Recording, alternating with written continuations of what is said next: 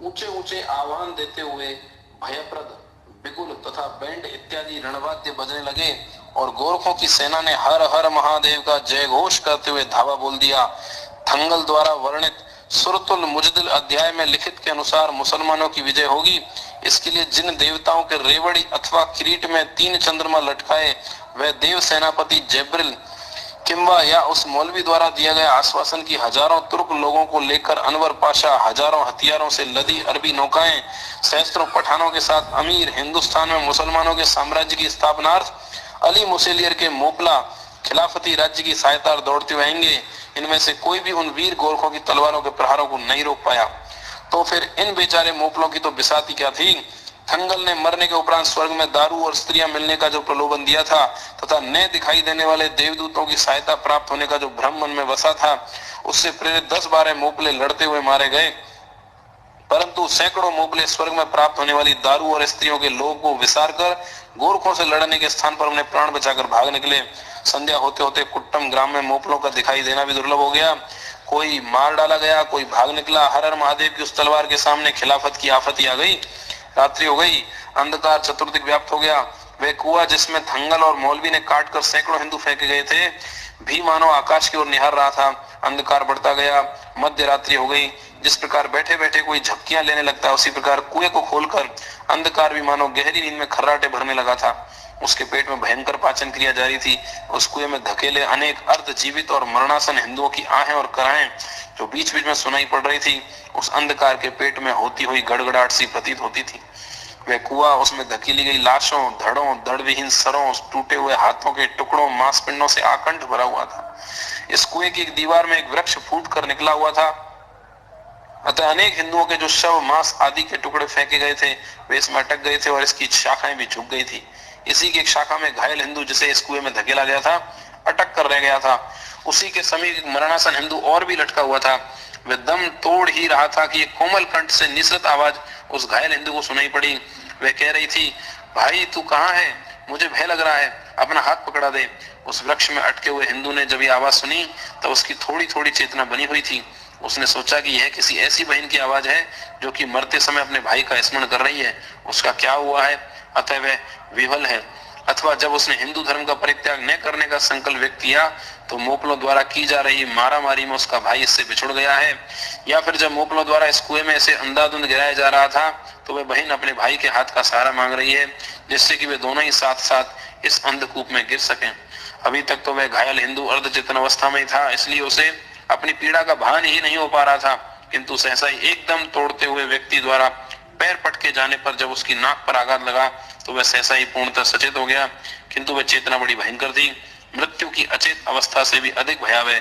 मध्य रात्रि, घिरा हुआ अंधकार, चारों ओर गूंजती आहें कराएं, दिल बिलबिलाते मानस पिंड, रक्त, मज्जा, मांस और अंतड़ियां, भीषण स्मृतियां। वे घायल तरुण होश में आ गया था और उसके घायल कंधे और अंग प्रत्यंग में भयंकर पीड़ा हो रही थी। वह भी जोरों से चीख पड़ा।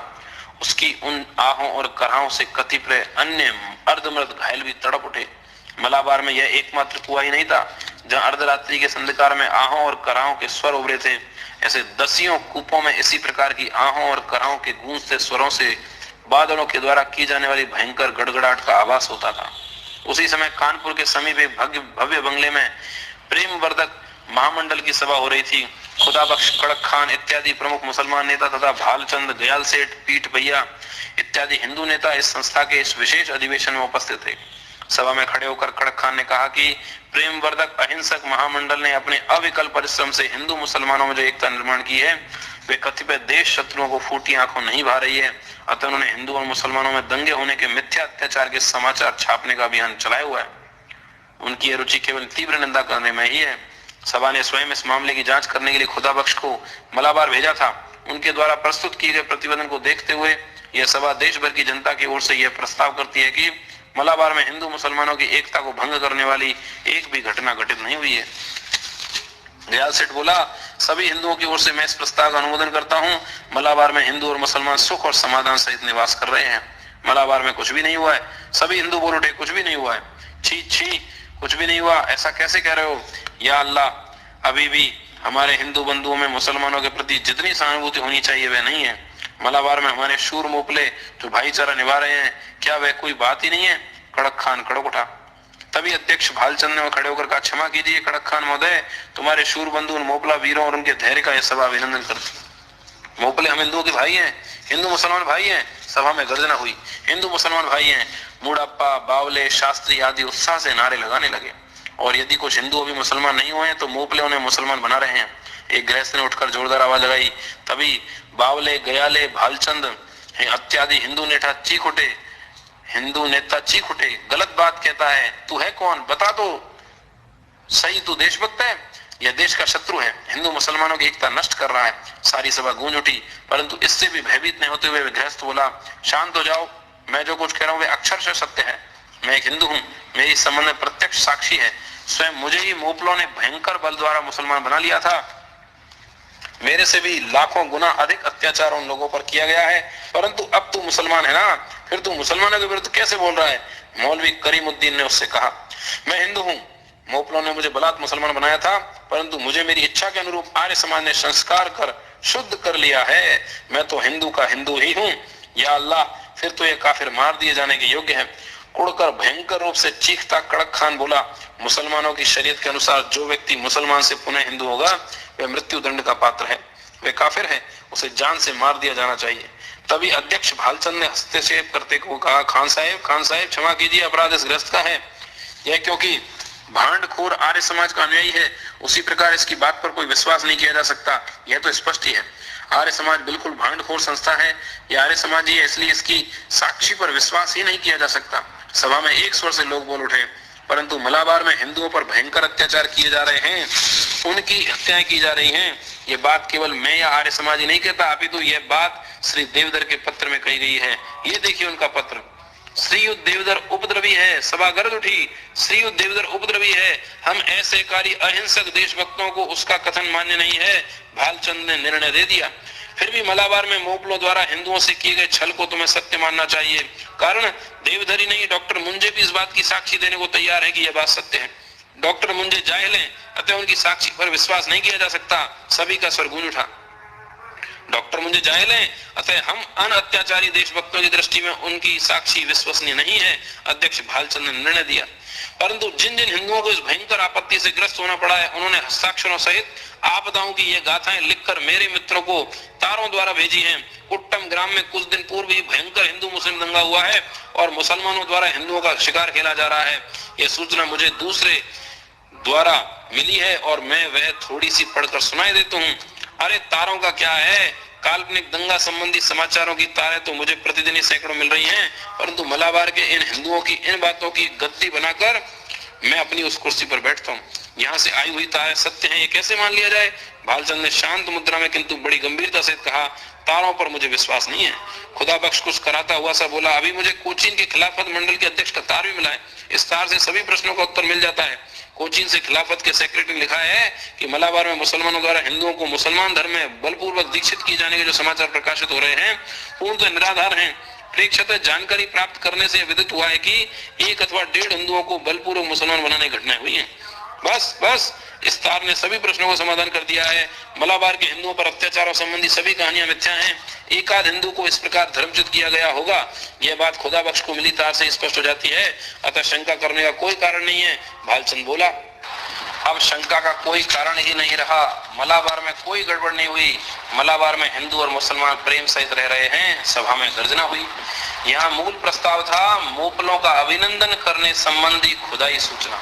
इसको सम्मिलित करते हुए मोपलों की दयालुता, सहनशीलता के गुणगान करके यह बताया जा रहा था कि उनके द्वारा हिंदू बंधुओं पर अत्याचार किया जाना किस भांति असंभव है।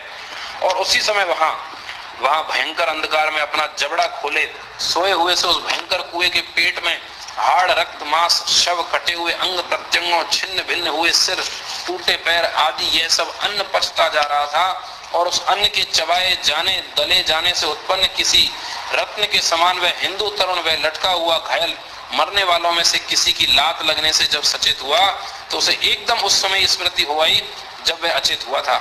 उसे लगा कि मानो उससे पूछा जा रहा है, हिंदू धर्म छोड़ता है कि नहीं, मुसलमान होता है कि मरता है? और वह चीख उठा, जी नहीं होता, जी नहीं छोड़ता, मैं हिंदू हूँ, मारो तुम कितना मारते हो। परंतु कुछ भी समय उपरांत मुझे उसी परंतु कुछ ही समय उपरांत उसे अनुभूति हो गई कि वह कहाँ है। उसका प्रकृति प्रदत्त धैर्य पुनः उदित होने लगा। उसके समीप ही किसी हिंदू का पैर लटक रहा था और उससे रक्त की धारा उसके मुख पर टपक रही थी। वह उस लटकते हुए पैर पर चढ़ गया, किंतु तभी उसके मन में टीस सी उठी कि कहीं उसके द्वारा किसी हिंदू हुतात्मा की देह का अपमान तो नहीं हो रहा। किंतु उसने अपने मन के संकोच को शांत किया और कुएं में उगे हुए उस वृक्ष को पकड़कर कुएं से बाहर निकलने का प्रयत्न किया, किंतु वह डाली टूट गई और वह धड़ाम से गिर गया। इसका परिणाम यह हुआ कि कुएं में दूसरी ओर शवों का जो ढेर लगा हुआ था वह उसके ऊपर खिसक कर जा गिरा। थोड़ी सी चूक हुई थी कि उसका पीठ तक का भाग शवों आदि की उस ढेरी में फंस गया। उसने उस ढेरी से निकलकर एक और खड़े होने का प्रयास किया ही था कि उसका पैर एक व्यक्ति के पेट पर पड़ गया और पेट फूटते ही उस शव की अंतड़ियां, मांस, नसें, अन्न, मल सभी कुछ निकलकर बिखर पड़ा। इससे बनी कीच में उसका पांव फंस गया था। उसे सहसा ही अत्यधिक भय प्रतीत होने लगा, किंतु उसने येन केन प्रकार उस भय से अपने आप को उभारा और झटका देकर अपना पैर खींचा। उसने पास ही पड़े एक सिरविहीन धड़ को कुएं की दीवार के सहारे खड़ा किया और उस पर पांव रखकर पुनः उस वृक्ष की टहनी को पकड़ा। उसके मन में बार बार एक ही विचार आ रहा था कि वह सिरहीन हिंदू हुतात्मा कौन था। हिंदू रहने के लिए मरण का भी वर्ण करने वाले उसके समान लोग थोड़े ही हैं, और तू उस सिरविहीन हिंदू हुतात्मा की पीठ और कंधे पर पग रखकर बचने के लिए इतने हाथ पैर मार रहा है। तुझे लज्जा नहीं आती? किंतु सिरविहीन हुतात्माओं के कंधों पर चढ़कर ही तो कोई राष्ट्र पतन के गर्त से अपना सिर ऊंचा करके निकल पाता है। मरण के अंधकार से पुनर्जीवन के उदयाचल की ओर बढ़ने के लिए शीश दान देने वाले ऐसे ही हुतात्माओं के शवों की ढेरियां तो किसी राष्ट्र को खड़ी करनी पड़ती हैं। अतः हे हिंदू तरुण, संकोच न कर, चढ़ इस ढेरी पर, पकड़ ले वह डाली और आगे बढ़। अपना हाथ उस कुएं की लकड़ी को पकड़कर इस मृत्यु के मुख से बाहर निकला। वह हिंदू तरुण इसी प्रयास में लगा हुआ भी था और उधर उस सभा में खुदा बख्श मोपलों की दीनता, सुशील स्वभाव का वर्णन करते हुए कह रहा था, ऐसे दीन वाले लोग हिंदुओं पर भयंकर अत्याचार व उनका बलात् धर्मांतरण कर रहे हैं। इस बात का बंधुओं को विश्वास ही कैसे हो रहा है? हिंदू बंधुओं, स्मरण रखें कि मोपले मुसलमान है। बस इस एक ही शब्द से इन संपूर्ण आक्षेपों की समाप्ति हो जाती है। मुसलमानी धर्म बलात् दूसरों के धर्म को हानि पहुंचाने के पूर्णतः विरुद्ध है, पूर्णतः विरुद्ध है। कड़क खान बोला, कुरान के तो एक एक पृष्ठ में यही स्पष्ट किया गया है। उदाहरण स्वरूप आप मुझे इस मत की पुष्टि करने वाले के लिए 2 पृष्ठों का बता सकते हैं क्या? और यह भी बताएंगे क्या कि इन वचनों के विरुद्ध कितने वचन हैं तथा मुसलमानी इतिहास में इन दोनों वचनों के नाम पर कौन से वचनों को ग्रहण किया गया है? वे आर्य समाजी बीच में बोल उठा। यह सुनते कड़क खान एकदम आग बबूला हो गया और बोला, इस आर्य समाजी को सभा से निकाल दो, अन्यथा मैं इसको जान से मार दूंगा। जो भी एक बार मुसलमान बना लिया गया है, चाहे वह बलपूर्वक ही बनाया गया हो, वह यदि पुनः मुसलमानी धर्म को छोड़ता है, चाहे वह स्वेच्छा से ही ऐसा करे, उसे जान से मार देना ही मुसलमानी धर्म की आज्ञा है। यह हरामी है, यह काफिर है। ऐसा कहते हुए अनेक मुसलमान उस हिंदू की तरफ बढ़े। अध्यक्ष भालचंद भी भयभीत हो गया, कहीं सभा भी भंग ना हो जाए, इस भय से उसने उस आर्य समाजी को धक्के देकर सभा से निकाल देने का आदेश दे दिया। जब उसको सभा से बाहर निकाला जा रहा था, उसने कहा कि हे हिंदुओं, तुम मुझे धक्के मारकर क्यों निकाल रहे हो? तुम तो अहिंसावादी और अत्याचार न करने वाले लोग हो। चुप रहे, गधा कहीं का। श्रीयुत झकमार घोष ने क्षुब्ध होकर कहा, हमारा अत्याचार न करने का निर्णय केवल दूसरों के संबंध में है, अपनों के विरुद्ध भी हम बल प्रयोग नहीं करेंगे, यह मत समझना। आर्य समाजी को बाहर निकाल दिए जाने पर सभा में शांति स्थापित हो गई। स्वयं भालचंद्र द्वारा प्रस्तुत यह प्रस्ताव सर्वसम्मति से पारित कर लिया गया। स्वीकार कर लिया गया कि मुसलमानी धर्म का प्रचार कभी भी बलपूर्वक नहीं किया गया, अतः मलाबार में भी बल प्रयोग नहीं हुआ है। मोपले शूरवीर हम हिंदुओं के सगे छोटे भाई हैं, उन्होंने हिंदुओं के साथ किसी प्रकार का भी छल नहीं किया है। इसके विपरीत अनेक मोपलों ने हिंदुओं को आश्रय देकर हिंदू जनता पर उपकार किया है। जिन लोगों ने भी हिंदुओं के बलात् धर्मांतरण की अफवाहें फैलाई हैं, वे सभी देश के शत्रु हैं। इस प्रचार का भी कोई आधार नहीं कि 1.5 हिंदू का बलात् धर्मांतरण किया है तो उसे छोटे भाई की नादानी समझ लें। अतः मलाबार में स्थिति कोई चिंताजनक नहीं है। मलाबार में हिंदू मुसलमानों की एकता कोई भंग नहीं कर सकता, वहाँ कोई चिंताजनक स्थिति नहीं है।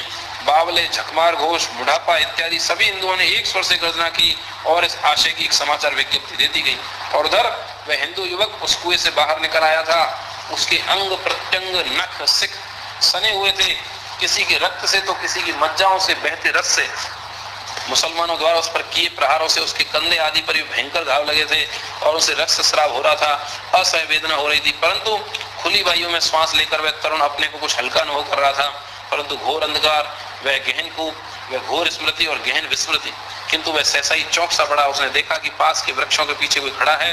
फिर उसे स्पष्टतः दिखाई देने लगा कि वहां कोई स्त्री खड़ी है। उसने समझा कि यह कोई मोगला नारी है। इधर श्रीरंगम देवालय के समीप से एक प्रचंड जयघोष सुनाई दिया, हर हर महादेव। हिंदू युवक वह विचार कर प्रसन्न उठा कि इतने जोरों से हर हर महादेव का जयघोष गुंजाने में समर्थ हिंदू अभी भी विश्व में जीवित हैं। उसका रोम रोम प्रफुल्लित हो उठा और सुध-बुध भूलकर उस प्रिय और पूज्य जयघोष को तन्मयता से सुनने लगा और स्वयं भी बोल उठा, हर हर महादेव। उस तरुण के मुख से यह ध्वनि सुनते ही वे झाड़ी के पीछे खड़ी हुई आकृति भी चल पड़ी। उसने अपनी साड़ी के पल्ले के पीछे छिपाया दीप निकाला और उसके उजाले की रेखा उस जय ध्वनि करने वाले व्यक्ति पर पड़ने लगी। वह स्त्री तत्काल उसकी ओर, दामू, हे वीरवर कहते हुए दौड़ पड़ी। आश्चर्य, आनंद, आभार और अभिमान से उसका शरीर कंपित हो उठा। उसके हाथ से जलता दीप गिर पड़ा। उस दीप के गिरने के साथ ही उसके धैर्य का बांध भी टूट गया। दामू, जानते हो कि नहीं वीरवर, मैं तुम्हारे द्वारा मुक्त की गई लक्ष्मी। एक सांस में ही ये कहती हुई वह युवती दामू से लिपट गई। उसकी छाती से लिपटकर वह युवती बोली, मुझे संभाल दामू। अब तक इस शमशान में मुझे भय नहीं लग रहा था, किंतु मैं अब क्षण भर भी खड़ी नहीं रह सकती। यह चिंतामणि शास्त्री की वही कन्या थी जिसे शास्त्री के शांति कुटीर में सोए हुए सुमति समझकर पकड़ा गया था। और उसके बाद उसने कितने संताप, छल, भीति, बलात्कार, प्रहार और आशा तथा निराशा सहन की। उसे भी बंदी बनना पड़ा था, किंतु विजयी गोरखों ने सभी बंदी बनाई गई हिंदू कन्याओं को स्वतंत्र करा दिया है। यह युवती लक्ष्मी भी उन्हीं के द्वारा मुक्त हुई थी। इतने कष्टों और दुखों से लक्ष्मी टूट सी गई थी, परंतु जब उसके जीवन का बंधन भी टूटने ही वाला था, तब उसकी दामू से भेंट हुई। इतने दिनों के उपरांत उसे कोई अपना मिला था। वह पगली स्त्री जाति संकट काल में झेले सभी दुखों को वह एकदम भूल गई। दुखों के आघात से उसकी जो जीवन डोरी टूट नहीं पाई थी, वह सुख का ये अतिरिक्त सहन नहीं कर पाई। और दामू, मुझे संभाल ले कहती कहती हुई वह उस युवक के बाहुपाश में इस प्रकार आबद्ध हो गई कि फिर न हिली। उसने इतना ही कहा, दामू, मेरा दामू, और लजा गई। परंतु अधूरे वाक्यों का उच्चारण यही तो प्रेम का पुरातन अभ्यास है। दामू ने भी उसी सांत्वना दी, लक्ष्मीबाई, भयभीत नहीं हो, मैं तुम्हारे साथ हूँ। किंतु प्रेमोन्मत्त इस सुंदर कन्या का यह प्रथम बाहुपाश में आबद्ध होना उसके लिए जीवन का अंतिम बंधन सिद्ध हुआ। लक्ष्मी बड़ी निश्चिंतता सहित उस युवक की गोदी में सिर रखकर सो गई। युवक भी सोच रहा था कि गोरखों ने पुनः ऐसी स्थिति उत्पन्न कर दी है कि कुट्टम ग्राम में हिंदू निश्चिंतता सहित सो सकते हैं। उसने समझा कि युवती को नींद आ गई है। कुछ समय पश्चात युवक को भी नींद आ गई। प्रातःकाल हुआ, सुशीतल सुगंधित समीर बह चला। पक्षियों की चहचहाट चारों ओर गूंज उठी। पहले एक चिड़िया उन दौरों के ऊपर से उड़ी और उसने कई चक्कर लगाए, और फिर लक्ष्मी की बिखरी केश राशि में से एक केश खींचकर वह चिड़िया उड़ गई। परंतु वह युवती जागी नहीं, अपितु उस युवक के गले में हाथ डाले उसी भांति निश्चिंत पड़ी रही। युवक के घावों से होते हुए रक्तस्राव से वह भी पूर्णतः भीग गई थी। कुछ ही समय पश्चात एक छोटा सा हिंदू बालक एक भव्य आकृति वाले सन्यासी को साथ लिए वहां आ पहुंचा और बोला, यही है वह कुआं महाराज। सन्यासी भी स्तंभित सा होकर खड़ा रहा, परंतु यह कौन है? वह बालक दामू और उस युवती को वहां सोए हुए और रक्त से नहाए हुए देखकर बोला, आहो, यह तो दामू थिया है, कम्मू का सहायक और वीर शिष्य। और यह है चिंतामणि शास्त्री कन्या लक्ष्मी। हाँ, वही तो है यह। सन्यासी ने बड़ी बड़ी करुण दृष्टि से यह दृश्य देखा। उस युवक और युवती के संबंध में शंकित होकर उन्हें सन्यासी ने हिलाया, परंतु वह कन्या तो निश्चिंत पड़ी थी, किंतु वह तरुण एकदम उचक पड़ा।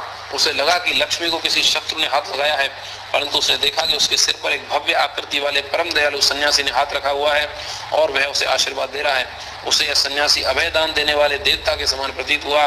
दामू झटपट उठ खड़ा हुआ और भक्ति भावना सहित कुछ दूर पीछे हटा और उस सन्यासी को दंडवत किया। अभी सन्यासी पुनः उसके मस्तक पर प्रेम सहित हाथ रखने ही वाला था कि युवक बोल उठा, भगवान मैं थिया हूँ, आपको कलंक लग जाएगा। पगले, तेरी वीरता की कथा मैंने लोगों के मुख से सुनी है। मुझे बताया गया था कि तेरी हत्या कर दी गई है।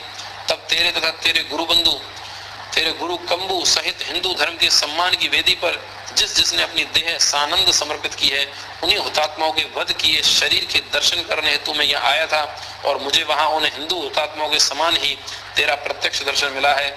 जो थिया हिंदू धर्म के लिए अपनी आत्मा का हवन करता है, वह तो ब्राह्मणों से भी श्रेष्ठ ब्राह्मण है।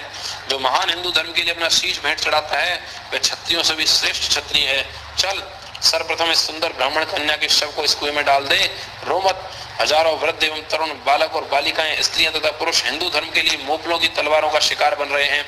जब तू किसी व्यक्ति विशेष के लिए रोने लगा है, तो यह समझ कि तेरा अहंकार तेरे जाति प्रेम के मार्ग में रोड़ा बन रहा है। तुम्हारा प्रत्येक अश्रु हिंदू जाति के लिए बहना चाहिए, किसी व्यक्ति विशेष के लिए अपने नेत्रों से अश्रु प्रवाहित करते रहने का अवसर अब कहाँ है। उन दोनों ने उस निरपराध किंतु पीड़ाओं के भार से क्लांत श्रांत हुई युवती के शव को उस कुएं में फेंक दिया। वह सन्यासी तथा दामू बहुत देर तक उस कुएं के समीप खड़े रहे। बीच बीच में सन्यासी कुछ पूछता जाता था और दामू उसे उत्तर देता जाता था। उस कुएं के पास बड़ी दूर दूर तक अनेकों हिंदुओं की कटी हुई शिखाएं, बलात् की गई सुन्नत के कारण कंटक हुआ मांस तथा चर्म और रक्त बिखरा हुआ था और उस कुएं में हिंदुओं के अनेक शव रक्त में सराबोर पड़े थे। ऐसा लग रहा था कि मानो इस कुएं के निर्माण में मलाबार के मुसलमान कारीगरों ने हिंदुओं के रक्त मांस के चूने से कटे हाथों, पांवों, सिरों, बोटियों और अस्थियों व धड़ों तथा शवों से इसका निर्माण किया हो। सन्यासी उस दृश्य को बार बार देखकर बोले, कहते हैं आगरा में मुसलमानों ने प्रेम का ताजमहल बनाया है, परंतु मुसलमान कारीगरों ने इस कुएं के समान द्वेष के ताजमहलों का निर्माण भी पग पग पर समग्र हिंदुस्तान में किया है। ईश्वर उन्हें क्षमा कर सद्बुद्धि प्रदान कर, सद्बुद्धि दे। सहसा ही एक ध्वनि उठी। सन्यासी ने पीछे मुड़कर देखा तो एक मुसलमान वृद्ध लाठी टेकता हुआ अपनी ओर आते हुए दिखाई दिया। वह मुसलमान बोला, महाराज चौंकिए नहीं, मैं मोपला मुसलमान हूँ। अच्छा तो ऐसा है, सन्यासी बोला। यदि तू अन्य मोपला मुसलमानों के समान मुझ हिंदू की हत्या करने आया है तब भी मैं चौंकूंगा नहीं। इस कुएं को देख, 14 वर्ष की अल्लड़ हिंदू कुमारियों ने हिंदू धर्म की रक्षार्थ अपने प्राण समर्पित किए हैं। उन्होंने ही कोई संकोच नहीं किया। मैं तो सन्यासी हूँ, सन्यासी के प्राण तो पहले ही आधे जा चुके होते हैं। और यदि तू मोपला होकर भी हिंदुओं से द्वेष नहीं करता और उनके लिए और उनके किए भयंकर अन्याय और अत्याचार पर तुझे वस्तुतः पश्चाताप हो रहा है तो भी मैं चौंकूंगा नहीं। कारण यह है कि क्या मुसलमान क्या ईसाई, संपूर्ण जाति की जाति ही दुष्ट होती है, ऐसा तो मैं नहीं मानता हूँ। वे भी मनुष्य ही हैं, उनमें भी साधु, सत्वशील तथा दया में नर नारी है। मैं जब किसी जाति के लोगों द्वारा किए गए कृत्यों का विरोध करता हूँ तो उन कृत्यों का विरोध करता हूँ, उस जाति अथवा धर्म का नहीं। आंखों में अश्रु भरकर वह मोपला बोला, महाराज हिंदू लोगों में साधु संतों की मैंने पर्याप्त संगति की है, अतः मुझे यह विदित है कि न्याय, सत्य व देवी विचारों को जितना हिंदुओं ने मान्यता दी है उतने दुर्देव से हम मुसलमानों अभी तक नहीं पनप पाए हैं। कुरान शरीफ के ग्रंथ का उसके लाखों अनुयायियों द्वारा बड़ा ही भयंकर अर्थ किया जाता है। वह अर्थ मुझे तथा मेरे पंथ के कई अनुयायियों को पसंद नहीं है। अनेक मुसलमान हमें मुसलमान मानते हुए भी हमारे प्रति भारी द्वेष भावना रखते हैं, क्योंकि हम कुरान के वचनों का अर्थ समझ और परिस्थितियों के संदर्भ में लगाते हैं। जो वचन त्रिकाल में सत्य है तथा मानव जाति के हितों के अनुकूल प्रतीत होते हैं उन्हें हम त्रिकाल बाधित मानते हैं। अतः हमारे हिंदू बंधुओं पर मुसलमानों जो अत्याचार किए हैं उनका भी हमारा पंथ तीव्र निषेध करता है। हम तो यह प्रार्थना करते हैं कि हे रहीम, हे राम, मुसलमानों को सद्बुद्धि दे, हिंदुओं को सद्बुद्धि दे, हिंदुओं को सद्बुद्धि दे कि जिससे मनुष्य देव के नाम पर और देवताओं के नाम पर मनुष्यों की बलि न दे। जिस कुरान ने अरबों को अपनी कन्याओं को न मारने की शिक्षा दी है, वही कुरान अल्लाह के नाम पर दूसरों की हत्या की शिक्षा भला कैसे दे सकती है। और यदि वह ऐसी शिक्षा देती है तो फिर वह ईश्वरीय पुस्तक नहीं है। ईश्वरीय पुस्तक, सन्यासी बोला, इस ईश्वरीय पुस्तक की मनुष्य ने शैतानी टीकाएं करके मनुष्यों पर अत्याचार किए हैं। मनुष्य जाति के लिए जो शिक्षाएं प्रत्यक्षतः उपकारक हैं उनका ही अनुकरण किया जाए। कुछ शिक्षाएं तो केवल इसी पुस्तक में उल्लिखित होने के कारण मान्य हैं, भले ही राक्षसी व अहितकारी प्रतीत होती हैं। यदि मनुष्य इन शिक्षाओं का परित्याग कर दे तो मानव का मानव पर कितना उपकार होगा। ईश्वरीय पुस्तकों के नाम पर मानव ने इतने अधिक अनर्थ किए हैं कि उनकी अपेक्षा मनुष्यकृत पुस्तकें ही अधिक आदरणीय व नैतिक प्रतीत होती हैं। परंतु यह स्थिति तो जब आएगी तब आएगी, तब तक तो अत्याचार और बलात्कार का मुकाबला करने वाला कोई भी व्यक्ति ही हमारे लिए वंदनीय है। यह कुआं अनेक सुकोमल, सुकुमारी और नव यौवन में मदमाते तरुणों के शवों से भरा हुआ है। उनसे यही प्रश्न किया जाता है कि तुम मुसलमान होते हो कि मरते हो। बालिकाओं ने अपनी माताओं और माताओं ने बालकों के मोह को तजकर तथा तरुणों ने मदमाते यौवन का मोह छोड़कर हंसते हंसते काल का वर्ण किया है। उनको खंड खंड कर दिया गया, फिर भी उन्होंने सी तक नहीं की। उनका यह धर्म वीरत्व धन्य है। अत्याचारों की धार भी जिस ढाल से टकराकर कुंठित हो गई, ऐसे हुतात्माओं की ढाल हे हिंदू जाति आज भी तेरे हाथों में है। अतः भय न कर। एक बाबा बंदा बहादुर ने बलिदान दिया, संभाजी शहीद हो गए, किंतु आज भी उनके बलिदान के कारण हम उनका नाम सम्मान सहित लेते हैं। किंतु जिनकी शहादत की पावनता उनसे अणु मात्र भी कम नहीं, परंतु जिनके नामों का पता लगाया जाना असंभव है, ऐसे सैकड़ों आबाल वृद्ध, नर नारी, ब्राह्मण और अब्राह्मणों इत्यादि हिंदू धर्मवीरों ने जो अति उग्र बलिदान देकर इस कुएं को पाटा है, उन्हीं के नाम पर इस कुएं को नाम देता हूँ। हिंदू जाति की अवनत स्थिति में भी प्रकाशमान उनका दिव्य बलिदान और उनकी शक्ति के नाम हो यह कुआं। इनके दिव्य बलिदान और शक्ति के नाम पर यह हिंदू जाति उन्हें समर्थ, सुंदर और देवप्रिय होगी। ऐसी जो आशा हमारे हृदय का स्पंदन कर रही है, उसी आशा के नाम पर हो यह कूप। सन्यासी ने भक्ति भावना से परिपूरित होकर इस कुएं की 3 प्रदक्षिणा की। उसके पीछे पीछे वह मुसलमान वृद्ध और दामू भी भक्ति भावना से चल रहे थे। तदुपरांत इन तीनों ने इस कुएं को साष्टांग दंडवत किया। सन्यासी ने अपनी भुजा को ऊंचा उठाते कहा, दामू मैं मर जाऊंगा, किंतु तू उस सौभाग्यशाली दिवस को देखने के लिए जीवित रहेगा। तू मेरा यह कथन स्मरण रखना कि जब हिंदू जाति एक स्वतंत्र सामर्थ्यवान राष्ट्र के रूप में खड़ी हो जाए तो वह इस कुएं को कदापि विस्मृत नहीं करे। यदि एक बार चंद्रगुप्त, शिवाजी तथा गुरु गोविंद और भाऊ द्वारा इन रणांगणों में विजय प्राप्त की गई, वह विजय स्तंभ ने भी बनाए गए तो चलेगा, परंतु इस कूप के रक्तांगण में जय स्तंभ नहीं तो यश स्तंभ का निर्माण किए जाने का कार्य कदापि नहीं भुलाया जाए। जाति के जीवन का आधार जय स्तंभ की अपेक्षा उसके यश स्तंभों की दृढ़ता पर ही अधिक अवलंबित होता है। परंतु महाराज, जिनके भाग्य में उस सौभाग्यशाली दिन का दर्शन करना है वही करे। मैं तो इस कूप में पुनः उतरूंगा। मेरे साथ ही साथ जिन लोगों ने धर्म युद्ध में भाग लिया और जो मारे गए, उनके शवों पर पग रखकर अपना जीवन बचाने के लिए इस कूप से बाहर आकर मैंने जो कृतज्ञता दिखाई है, उसको अपने आप को इसमें पुनः प्रविष्ट कराकर मैं भस्म क्यों नहीं कर दूं। छी छी, अगला कहीं का ध्येय की प्राप्ति के लिए मरना जितना पावन है, उसकी अपेक्षा ध्येय की सफलता के लिए जीवित रहना और भी अधिक पावन है। यदि तेरे शरीर के युवक जाति के लिए अपना जीवन लगा दें तो फिर धर्म के लिए मरने की स्थिति कभी उत्पन्न नहीं होगी। धर्म के लिए सजग रहना यही मुख्य कर्तव्य है। उससे परे होने पर ही धर्म पर संकट के फन फेंक उठते हैं। उस उपेक्षा का प्रायश्चित करने के लिए वे धर्म हेतु जीवन समर्पित करने पड़ते हैं। परोपकारार्थ मरना तो आपद धर्म है। अतः तू जी और इस प्रकार जी की तेरी जाति भी एक जीवित जाति के रूप में खड़ी रहे। इन हुतात्माओं ने महान कार्य किया है, किंतु जिस ध्येय के लिए जीवन दे चुके हैं उस ध्येय को प्राप्त करते ही इन हुतात्माओं को अधिक संतोष प्राप्त होगा। इस कार्य के लिए तुझे एक महत्वपूर्ण कार्य करना पड़ेगा। वह महत्वपूर्ण कार्य क्या है? शुद्धि। सन्यासी बोला, चल हुतात्माओं के पावन रक्त से पवित्र हुए इस कुएं के समक्ष प्रतिज्ञा कर कि जिन लोगों को मुसलमानों ने बलात् मुसलमान बनाया है, उन सब हिंदुओं की शुद्धि कर मैं उन्हें हिंदू धर्म में दीक्षित करूंगा।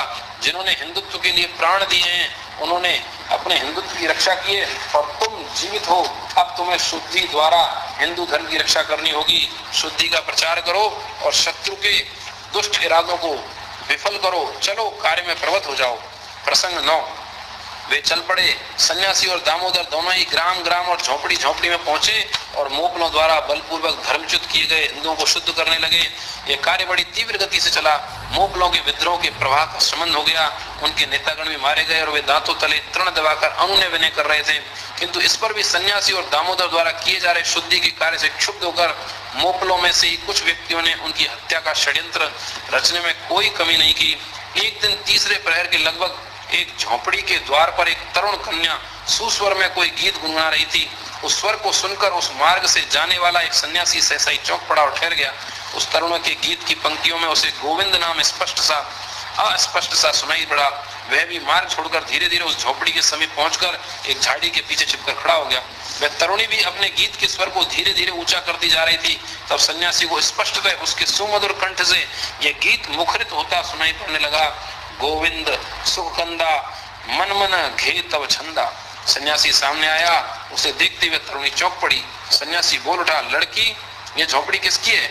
एक मोपले की है। और तू यहाँ कैसे आई? परंतु इन प्रश्नों के साथ ही साथ उस लड़की का चेहरा उतर गया तथा उसके नेत्रों से अश्रुकण छलक पड़े, किंतु साथ ही आशा और उत्कंठा भी उसके मुखमंडल पर स्पष्टतः उभर आई थी। उसने मोपलों के मुख से सुना था कि कोई हिंदू सन्यासी हिंदुओं को शुद्ध कर उन्हें हिंदू धर्म में वापस लेने का कार्य कर रहे हैं। मोपले उसे क्रोध में शैतान सन्यासी के नाम से पुकारते हैं। उस तरुणी का हृदय सहसा कांप उठा। कहीं यह वही सन्यासी तो नहीं है? उसने केवल रोना आरंभ कर दिया। रो नहीं, सन्यासी बोला, लड़की तेरे शरीर पर मोपला स्त्रियों का चोगा है, परंतु तू ये गोविंद का गीत गा रही है। कहीं तू पहले हिंदू तो नहीं थी? युवती ने कुछ साहस करते हुए कहा, भगवान, भक्तों की परीक्षा गोविंद चोगे से नहीं हृदय से करते हैं। मुझे मेरे माता पिता ने यही सिखाया है। मैं हिंदू थी, आपकी बात सत्य है, परंतु मैं अभी भी हिंदू ही हूँ। मेरे शरीर पर यह मुसलमानी चोगा चढ़ाया गया, मन पर नहीं। क्षमा कीजिए। मैंने सुना है कि धर्म भ्रष्ट किए गए हिंदू पुनः शुद्ध होकर हिंदू धर्म में समाज में वापस आ सकते हैं। यह सत्य क्या? सन्यासी बोला, यह सत्य है। बलात्कार अथवा मूर्खतावश जो हिंदू धर्मच्युत हुए हैं, वे सभी प्रायश्चित करके पुनः हिंदू हो सकते हैं। महात्मा जी, परंतु मैं तो एक मस्कुनी हूँ, नीच जाति की कन्या। फिर बलात् मुझे एक मुसलमान ने यहाँ अपनी पत्नी बनाकर रखा हुआ है, अभी भी मैं जीवित हूँ, क्या मैं भी शुद्ध हो सकती हूँ? हाँ, क्यों नहीं। तेरा चित्त जिस क्षण शुद्ध हो गया उसी समय वह प्रायश्चित हो गया। तू जीवित है, ऐसे मैं सद्भाग्य मानता हूँ। यदि पतित होने वाला प्रत्येक व्यक्ति आत्महत्या करने लगेगा तो हिंदू जाति स्वतः ही समाप्त हो जाएगी। यदि ऐसा ही किया जाने लगा तो मोपलों को तुम्हें बलात् धर्मांतरित करने का भी कष्ट नहीं उठाना होगा। यदि धर्म के प्रति हृदय में आस्था समाप्त न हो तो प्रत्येक बात क्षम्य है और जो कुछ हुआ है उसकी तुम्हारे द्वारा किए गए अपराध के रूप में गणना नहीं की जा सकती। ध्येय के बंदरगाह तक पहुंचने के लिए अनेक बार नाविक को सामने से बहती वायु को चीरकर बढ़ने के स्थान पर मार्ग बदलकर भी चलना पड़ता है। तुम तो केवल यह बताओ कि तुम पुनः हिंदू होना चाहती हो, यदि चाहो तो पुनः हिंदू हो सकती हो। अप्रत्याशित रूप से यदि कोई शुभ समाचार मिलने पर जैसे मनुष्य क्षण भर विश्वास ही नहीं कर पाता, उसी प्रकार क्षण भर अवाक रहकर वह युवती बोली, ऐसा है तो महाराज, क्या सचमुच ही मैं हिंदू हो सकती हूँ? आप तुरंत ऐसा कीजिए और मुझे अभी ले चलिए। हिंदू धर्म से च्युत किए हिंदू यदि पुनः अपने घर में वापस जाते हैं तो मोपले उनकी हत्या कर देते हैं, तो जल्दी चलिए, क्या मैं भी आपके साथ चलूं? अवश्य, परंतु तुम मुसलमानी पहनावा मत पहने रहो, यह चोगा उतार दो। तो उस राक्षस से किंचन मात्र भी भयभीत न हो। मेरे साथी यहाँ समीप में ही है, ये बटन खोल दो और निकाल दो इस चोगे को। यह अकल्पित मुक्ति, राक्षसों की बंदीशाला से यह अकल्पित मुक्ति, एक क्षण पूर्व तक तो इस मुक्ति की कहीं गंध भी न आ पा रही थी। वह युवती बटन खोलने लगी, किंतु मैं पुनः हिंदू होने वाली हूँ इस प्रिय कल्पना से उसके नारी स्वभाव के अनुसार मृदुल ज्ञान तंतु पुनः थर थर कंपित उठे और बटन न खुल पाए। हिंदू जाति के मातृपक्ष में वापस लौटने के मार्ग में एक मोपलों की चोगा रूपी फाटक आड़े आ गया था और उस फाटक पर लगी सांकल शीघ्र ही नहीं खुल सकी, परंतु इसमें हो रहा विलंब भी वे सहन नहीं कर पाई। जो बटन खुल नहीं पाए उसने उन्हें तड़ तड़ तोड़ दिया और वह चोगा उतार कर फेंक दिया। जिस प्रकार पिंजरे में बंद कोई पक्षी पिंजरे से मुक्त होते हुए पंख फड़फड़ाकर उड़ पड़ता है और किसी वृक्ष पर जाकर आश्रय ले लेता है, उसी प्रकार वह भी झट से आगे बढ़ी और उसने उस सन्यासी के बाहुपाश में आश्रय ले लिया। सन्यासी चल पड़ा। उस कन्या सहित अभी वह कुछ ही दूर चल पाया था कि उसके साथी भी उससे आ मिले। यह कौन है? अरे मालती, दामोदर आश्चर्यचकित होकर बोला। ऐसा है तो हे भगवान तेरा धन्यवाद। ऐसे जितने भी हिंदू जिन्हें हम जानते थे और जिन्हें दुष्टों ने हिंदू धर्म से पतित किया था, वे सभी पुनः हमारे सहोदर बन गए। कितनी आनंददायक है ये बात। सन्यासी बोला, और जिन्हें मैं पहचानता था वे सब भी अभी 6 मास भी नहीं हुए होंगे। उस मौलवी कुर्रमुल्ला ने खड़े होकर अभिमान के साथ गर्जना करते हुए कहा था कि आज हिंदू धर्म मर गया है। इस खिलाफती राज्य में जितने भी हिंदू थे वे सभी मुसलमान बना लिए गए हैं।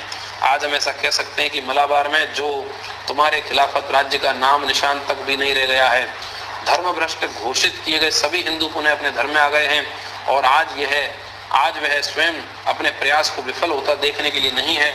स्वामिन, शकों और हुणों की तलवारों से लगे आघात जिस प्रकार समूल भर दिए गए थे, उसी प्रकार आपकी कृपा से इस प्रहार को भी पूर्णतः विफल कर दिया गया है। यह ठीक ही हुआ। सन्यासी गंभीरता से बोला, अपने किए गए आघातों को मिटा देना यह हिंदू जाति की जीवन शक्ति की गौरवपूर्ण विजय है, इसमें तो कोई शंका ही नहीं। किंतु अब इस जीवनी शक्ति से ऐसी क्रिया शक्ति का निर्माण किया जाना अभीष्ट है कि किसी का हिंदू जाति पर पहल करने का साहस ही न हो। घावों को भरकर उनके चिन्ह मिटा देने की अपेक्षा अब हिंदू जाति को अपने आप में ऐसा सामर्थ्य और चैतन्य उत्पन्न करना होगा कि अब किसी को इस जाति पर प्रहार करने का साहस ही न हो पाए और किसी को ऐसा करने का अवसर ही न मिल पाए। वह विजय इस विजय की अपेक्षा अधिक गौरवपूर्ण होगी। औरंगजेब का पराभव कर मुगल साम्राज्य को धूलि धूसरित कर दिया, यह तो विजय है ही, परंतु यदि बाबर अथवा महमूद गजनवी और कासिम को सिंधु नदी को पार करने का प्रयत्न करते हुए उन्हें डुबाकर नष्ट कर दिया जाता तो वह विजय इस विजय की अपेक्षा निरपवाद महत्वपूर्ण विजय सिद्ध होती।